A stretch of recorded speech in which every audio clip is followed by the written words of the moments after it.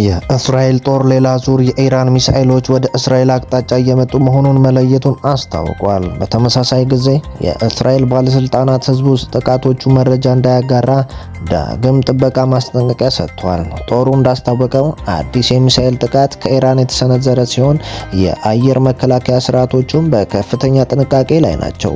ይህም ጥቃት በሁለቱም ሀገራት መካከል ከጁን 13 ጀምሮ በቀጠለው አሜሪካ በቀጥታ በተሳተፈችበት ወታደራዊ ግጭት ውስጥ የቅርብ ጊዜ ክስተት ነው። የሀገሪቱ የሀገር ውስጥ ግንባር እዝ በበኩሉ ዜጎች የሚያሳዩ ጥቃቶች፣ የወደቁባቸውን ቦታዎች የሚያሳዩ ፎቶዎች፣ ቪዲዮዎች ወይም ማንኛውም የት መረጃ በማህበራዊ ሚዲያ ላይ እንዳያትሙ ወይም እንዳያጋሩ በድጋሚ አሳስቧል።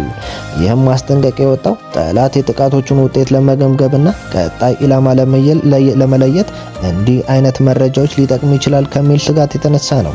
ይህ አዲስ የሚሳኤል ስጋት ግጭቱን ለማርገብ ዓለም አቀፍ ዲፕሎማሲያዊ ጥረቶች በሚቀጥሉበት ወቅት የመጣ መሆኑን ውጥረቱ የበለጠ አክርሮታል።